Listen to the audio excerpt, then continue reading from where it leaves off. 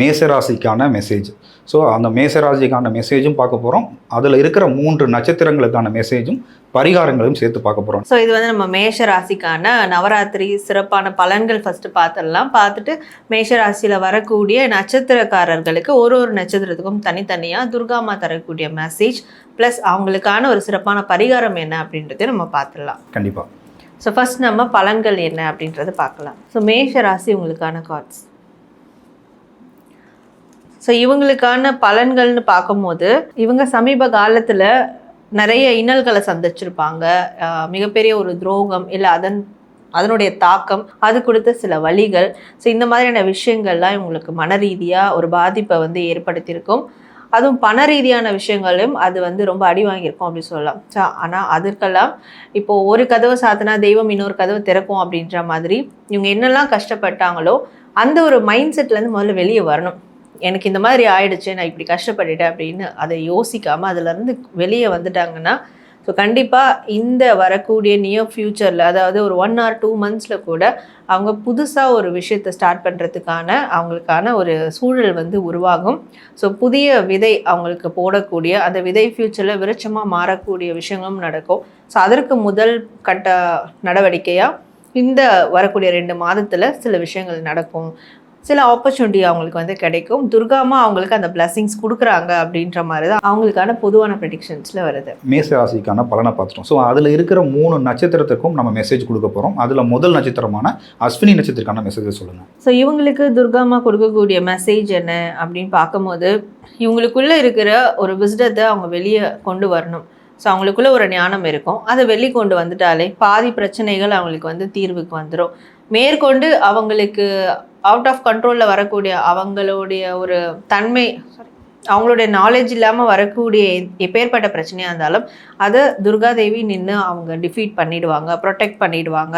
But இருந்தாலும் இவங்களுக்குள்ள ஒரு ஞானம், ஒரு தெளிவுன்றது வேணும் இல்லையா? இந்தந்த காரியங்கள் இந்தந்த மனிதர்கிட்ட எப்படி செயல்படணும்னு.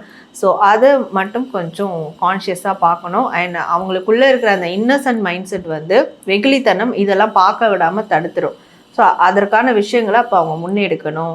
மேற்கொண்டபடி மற்ற காரியங்களில் வரக்கூடிய பிரச்சனைகள் எதுவாக இருந்தாலும் துர்காமா ப்ரொடெக்ட் பண்ணிப்பேன் அப்படின்ற மாதிரியான ஒரு மெசேஜ் அவங்களுக்கு கன்வே பண்ணுறாங்க. கண்டிப்பாக. அப்போ அவங்களுக்கான மெசேஜ் கொடுத்துட்டாங்க. இப்போ அந்த அஸ்வினி நட்சத்திரக்கான பரிகாரம், இப்போ அவங்களுக்கு சில இன்னல்கள்லாம் இருக்குன்னு சொல்லியிருக்கீங்களா? ஸோ இதில் இருந்து அவங்க விடுபடுறதுக்கு என்ன மாதிரியான பரிகாரங்கள்லாம் பண்ணணும்? ஸோ இவங்களுக்கான பரிகாரம் அப்படின்னு பார்க்கும்போது இவங்க எப்போல்லாம் வந்து பிரச்சனையில் இருக்காங்க, இல்லை மனசோர்வு இருக்குது, யார் மேலேயாவது கோபம் இருக்குது, ஏன்னா இப்படி பண்ணிட்டாங்கன்னு சொல்லிட்டு ஏதாவது ஒரு பழி வாங்குற உணர்ச்சி இருக்குது, அந்த டைம்லலாம் இவங்க துர்காதேவி முன்னாடி உட்கார்ந்து ஒரு விளக்கோ இல்லை ஒரு கேண்டலோ ஏற்றி வச்சு ஸோ இவங்களோட மனசில் அப்போ எந்த மாதிரியான ஒரு தாக்கம் இருந்தாலும், ஒரு கோபதாபங்கள் இருந்தாலும், அந்த இமோஷன்ஸ் எல்லாம் வந்து அந்த ஒரு நெருப்பு ஒளிக்கு முன்னாடி அவங்க வந்து சமர்ப்பிக்கணும். எனக்கு இந்த நபர் மேலே இந்த மாதிரி கோபம் இருக்குது, இந்த மாதிரியான பிரச்சனை இருக்குது, இந்த தாக்கம் இருக்குது, எதுவாக இருந்தாலும் அந்த ஒளிக்கிட்ட தீபச்சுடர்கிட்ட சரண்டர் பண்ணணும். ஸோ இதை பண்ணுறதுனால ஆர் இன்னொன்று உட்காந்து ஒரு ஒயிட் பேப்பரில் பிளெயின் பேப்பரில் கூட அவங்களுக்கு எமோஷன்ஸ் என்னெல்லாம் தோணுதோ அந்த டைமில் யாராவது அடிக்கணும்னா கூட அந்த பேப்பரில் எழுதி ஸோ அவங்களோட ஒட்டுமொத்த எமோஷன்ஸையும் அந்த பேப்பரில் வந்து கன்வே பண்ணி அந்த பேப்பரை வந்து அங்கேயே அவங்க பேர்ன் பண்ணி எரிச்சு தூக்கி போட்டுடணும்.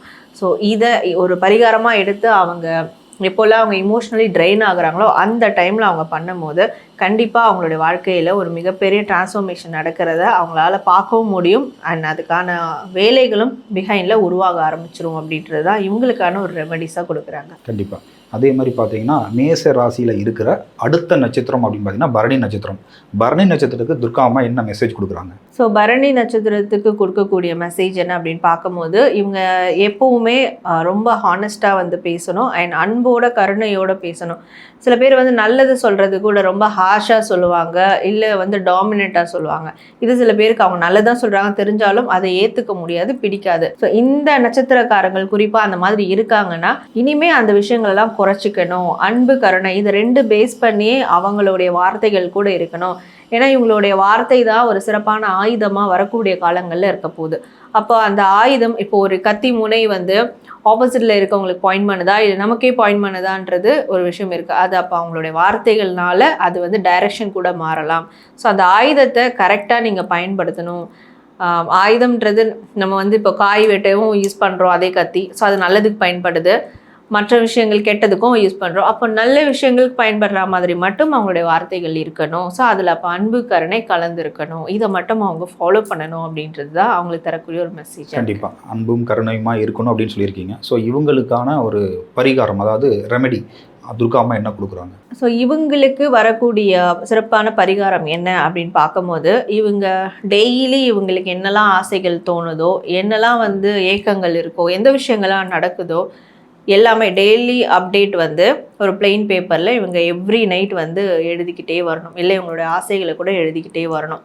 ஸோ இதை தொடர்ந்து எழுதிட்டே வந்து எவ்ரி ஃபுல் மூன் ஒரு பௌர்ணமி அப்போவும் அந்த ஒரு இப்போ இந்த பௌர்ணமி எழுதுகிறோன்னா அடுத்த பௌர்ணமி வரைக்கும் அதை எழுதிட்டே போகும்போது அந்த 30 நாள் வந்து கம்ப்ளீட் ஆகிருக்கும். ஸோ அந்த 30 நாள் அப்போது அவங்க என்னெல்லாம் எழுதியிருக்காங்கன்றத அந்த பௌர்ணமிக்கு உட்காந்து படித்து பார்க்கணும். துர்காமா முன்னாடி ஒரு விளக்கேற்றி வச்சு படித்து பார்க்கணும். அப்போ படிக்கும் போது இவங்களோட மிஸ்டேக்ஸ் என்ன அண்ட் இவங்களுக்கு என்ன பிளெஸிங்ஸ்லாம் கிடச்சிருக்கு, அந்த 1 மந்தில் என்ன நன்மைகள்லாம் நடந்திருக்கு, எல்லாமே உங்களால் வந்து அனலைஸ் பண்ண முடியும். ஸோ அதற்குள்ளே ஒளிஞ்சிட்டு இருக்க சில உண்மையும் வெளியே வரும். அவங்களுக்கு அப்போது எதுவுமே எனக்கு உண்மை புலப்படாமல் இருக்குது, இது வரைக்கும் என் வாழ்க்கை சுற்றி என்ன நடக்குதுன்னே தெரியலன்னு இருக்கிறவங்களுக்கு கூட இந்த ப்ராசஸ் பண்ணும்போது அவங்களோட வாழ்க்கை எதை நோக்கி போகுது, என்ன விஷயங்கள் அவங்களுக்கு கிடைச்சிருக்கு, அது எல்லாமே அவங்களுக்கு தெரிய வந்துடும். அண்ட் இவங்க பண்ணுற மிஸ்டேக்ஸும் தெரிய வந்துடும். ஸோ இதுதான் அவங்களுக்கான சிறப்பான பரிகாரமாகவே இருக்க போகுது. கண்டிப்பாக. அதே மாதிரி பார்த்திங்கன்னா மேச ராசியில் அடுத்து வரக்கூடிய நட்சத்திரம் அப்படி பார்த்திங்கன்னா கிருத்திகை நட்சத்திரம். இந்த நட்சத்திரத்துக்கு துர்கா அம்மா என்ன மெசேஜ் கொடுக்குறாங்க? ஸோ கிருத்திகை நட்சத்திரத்துக்கு துர்கா அம்மா தரக்கூடிய மெசேஜ் என்ன அப்படின்னு பார்க்கும்போது, இவங்க ஆணாக இருந்தாலும் பெண்ணாக இருந்தாலும் இவங்களுக்குள்ள ஒரு ஃபெமினைன் எனர்ஜி இருக்கும், ஒரு பெண் தன்மை இருக்கும். அந்த பெண் தன்மையை வந்து டெவலப் பண்ணணும் அப்படின்றாங்க.